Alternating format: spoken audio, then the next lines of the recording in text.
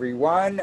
My name is Andrew Joseph, and I am responsible for some of the programming here with my clients, including in this webinar, Marilyn Demour of the Kingston Design Connection.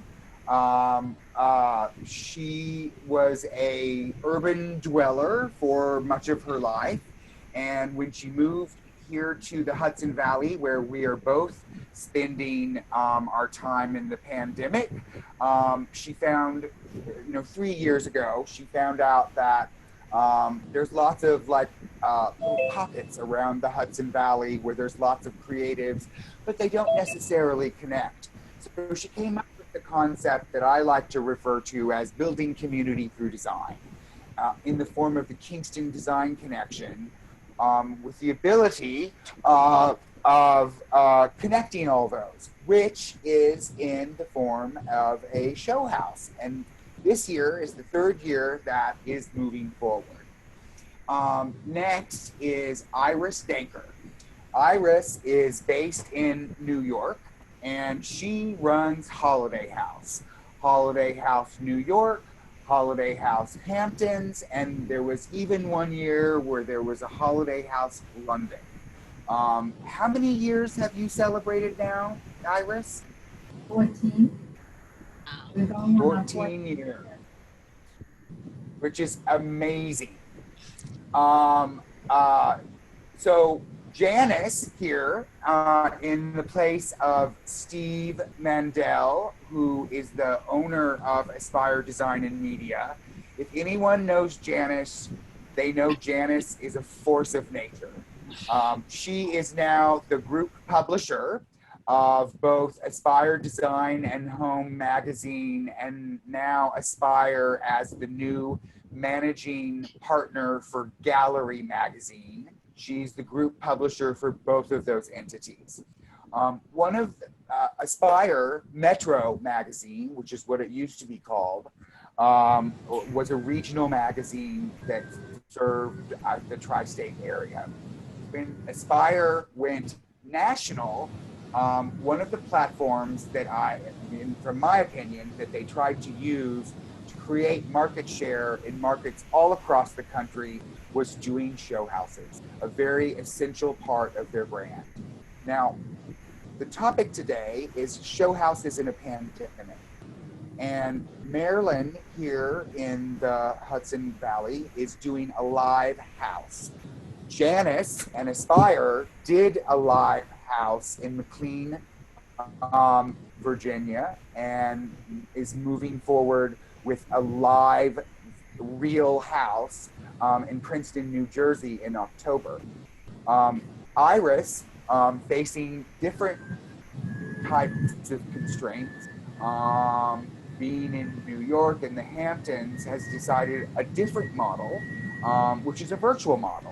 So I want to leave this over to the panel to talk, for each of you to talk about, what your journey has been like, what your decisions were in terms of going virtual or moving forward. Marilyn, why don't you start? Sure. So I brought my notebook because I'm about to do my very first show house in the pandemic, and you guys have had that experience, so I'm looking forward to getting a whole bunch of insight from you. But here in Kingston, New York, which is where we are in the Hudson Valley, we've had very kind of low numbers and stable numbers in terms of the pandemic. So from the very beginning, we decided that we were going to, in some fashion, try and have a real house, a real show house this year.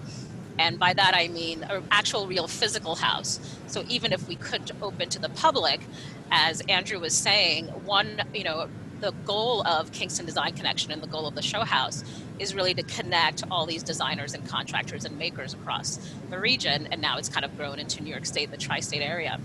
But just to even have that experience of having those people be able to connect and collaborate on projects, we felt was useful enough. So we always wanted to have a physical show house. The crazy irony of it is that this year was the first year that we decided to be very community focused in terms of the actual house that we were looking for. So like all show houses, you know, we partner with nonprofits, but we actually chose a senior center this year as our show house.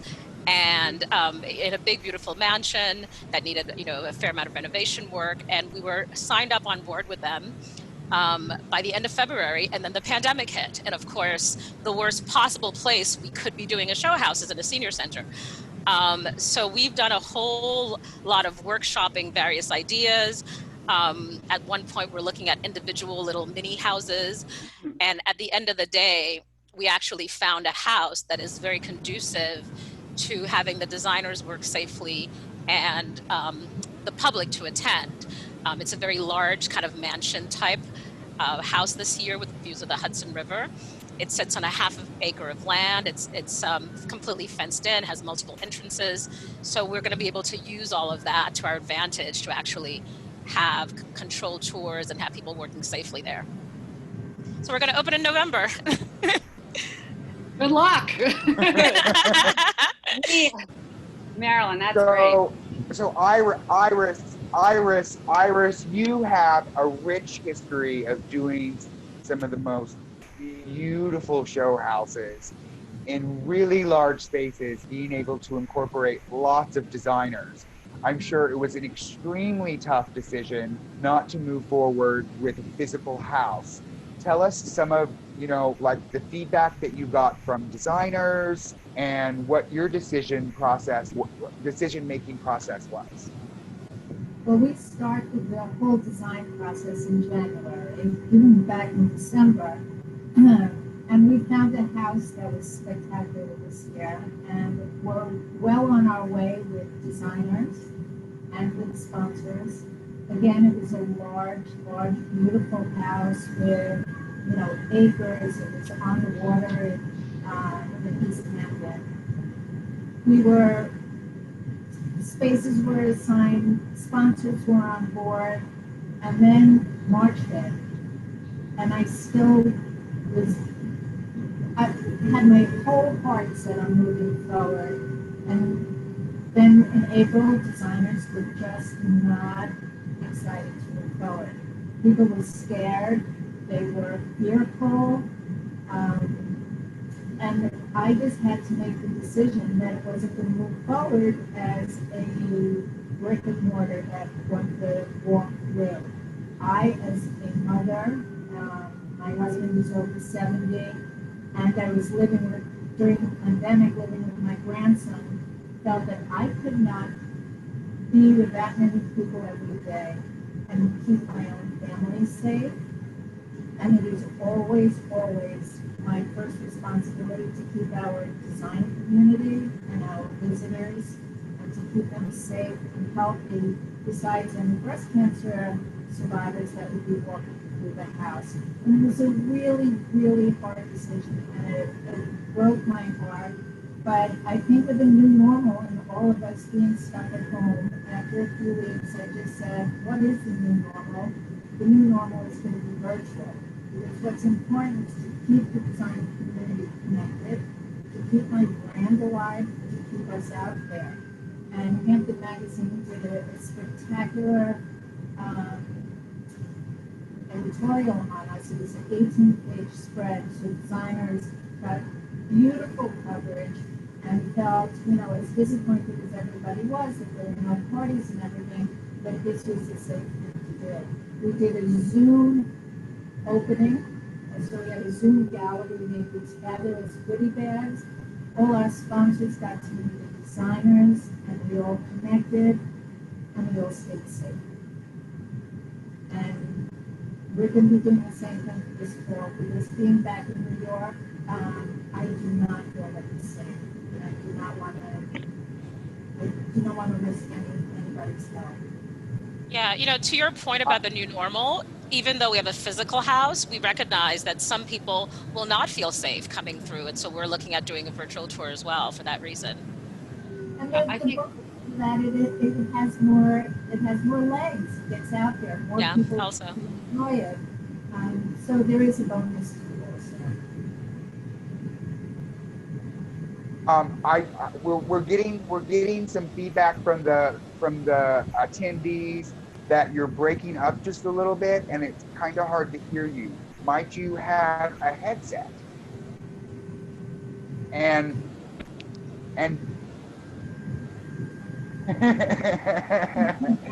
always move closer to the microphone.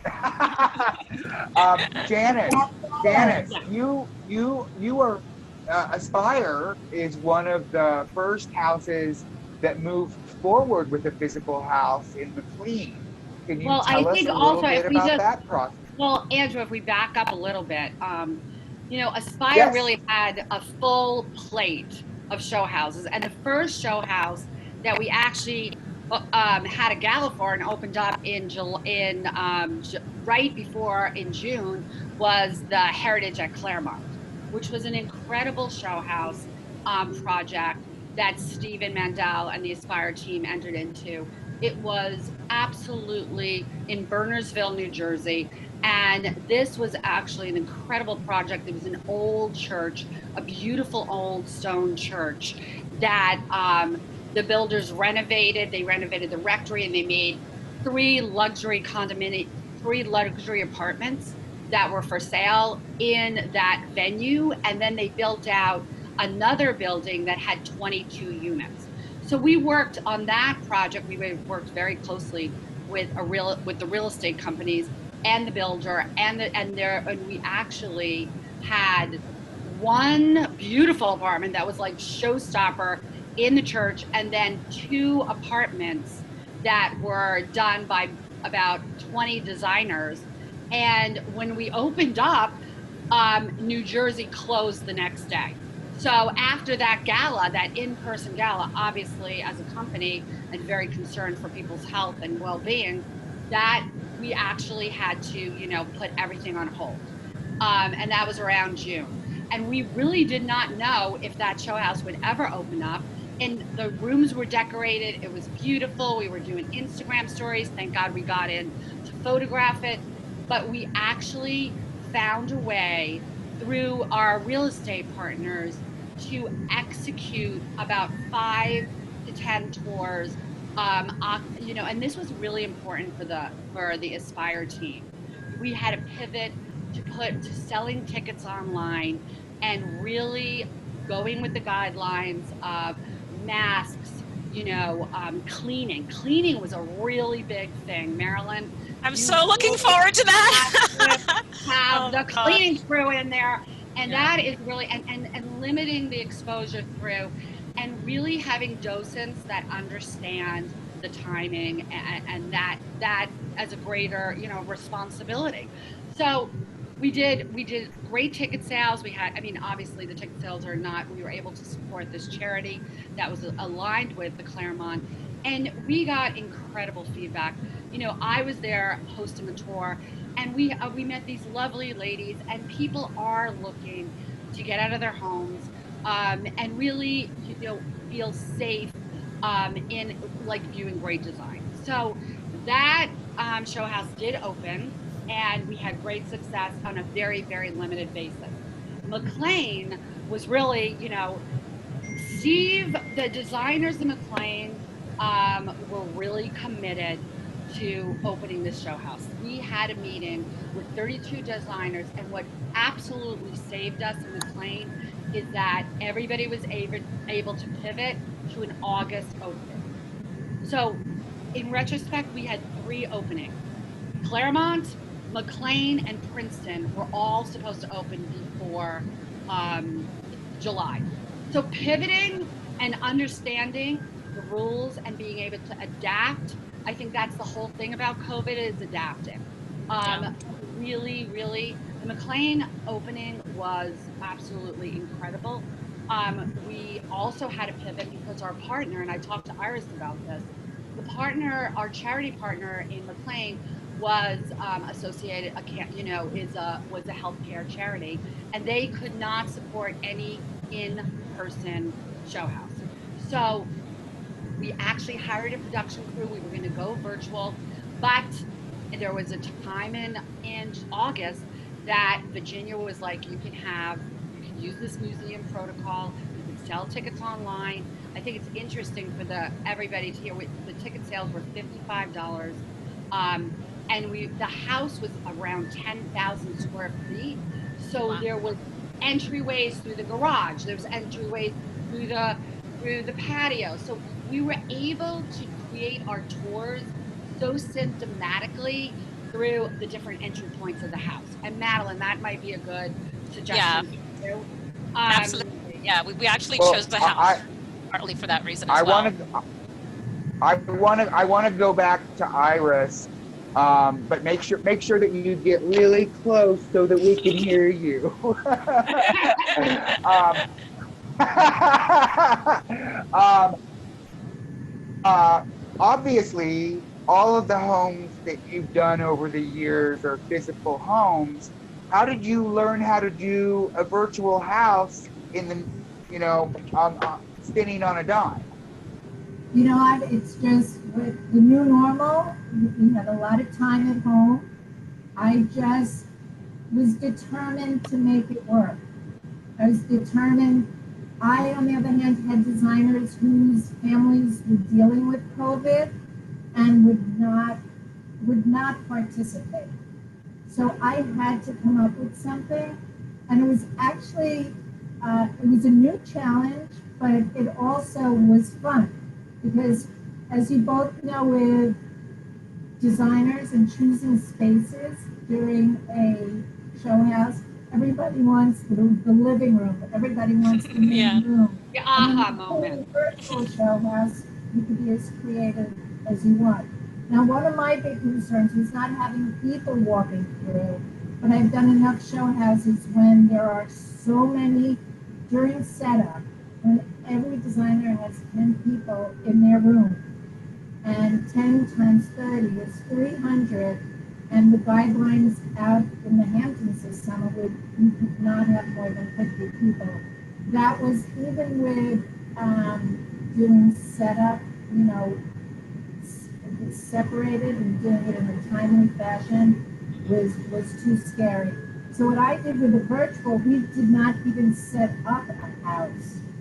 I had designers submit works that they had just recently finished but were not published. So designers got to send 2 or 3 different photos that they had taken of previous work that they did. And I got to curate a house. So Wow. I did a house. I had 2 fabulous kitchens. So I was able to, okay, this house has a guest house. And then I had 2 kitchens. Yeah. So I got to be creative. It was a little tricky. By the time a show house gets to print, it never really looks as cohesive as a regular house. It's always a challenge. And here I was able to try again, as you do in a regular show house, to make it as cohesive as possible and choosing different work. And some of the designers were designers that don't like to participate and spend money on show houses, but they said this was a fine way, that they didn't have to set up a room, they could just do this and be safe. So it was a challenge, and I also say Hampton Magazine was very patient and eager to see if they could, hop onto this new normal. I think, can I just say one thing about the way Aspire does show houses too, especially for McLean and the Heritage and Princeton. McLean was in process for 18 months. So we were really there at the ground level. So we were very committed to the builder and the architects, and, we had sponsors like Pella and Cosentino and Decor and Cymatic that were in the build from the beginning. So there was so much invested in the house that that was the real, also for our sponsors and our partners, the Shade Store, Circle Lighting, they really wanted this show. That's why we moved it to August, and that commitment, they really wanted to come to life. So I think the other thing that Steve and the team were able to do, which was really incredible, is we we created a design scholarship fund, which will provide scholarships for aspiring design talent from under represented communities throughout the world. And then we were able to connect locally with a school in Virginia to support the local community. So we will be doing that with a lot of our show houses. So I think that platform, some of these challenges give birth to some new beginnings in scholarship funds to work with underprivileged kids and to really support the communities that the show house is in and raise awareness for, design and help these kids get started. Yeah, I so appreciate. I have a question. I do have a question. So I think COVID and being in self-isolation and quarantine has forever changed the way that we interact and live in our homes. How do you see that translating in show houses that are in the future? I would say there is more, I've had more people submit home offices. I think it's just the new normal way people are living. The office space is key. A children's room where they can do their studying is key. Family rooms, kitchen, everyone's cooking. I think I've been in my house, I use my kitchen more the past 8 months than I did in 14 years. I mean, so people are really interested in seeing functional spaces. Yeah, and to that point about functional spaces, one of the things that we know as show house developers is that when a designer comes into a show house, the function of the room doesn't have to be what it is, right? So if it's a dining room, you don't have to show it as a dining room. And I feel like that is also translating into the real world, where people are now looking at their spaces at home and they're looking at functionality over, what was the intended sort of, kind of situation for the space. And I love that. And I think that show houses are a great example to show people how you can take, a large closet and do this with it, or how you can take a dining room and do something else with it. And that it doesn't have to be kind of the static space that you think of. I think that's. What room are you doing at your show house, Marilyn? So I actually am taking a dining room space, and I'm going to be doing a combination home office and classroom, because obviously, that's a big those are two big functions that people are trying to integrate into their spaces. And so the idea is, how do you take, a lovely sort of space in your home that doesn't feel like a workspace? And then we're also, and I won't give it away, but we're also creating sort of a custom piece that will help how people organize their classroom spaces in various, kind of pockets where they can find them in their homes. Marilyn, I feel so like taking a space and seeing it turn into something else. For the first 10 years that I did a holiday house, it was in the same mansion.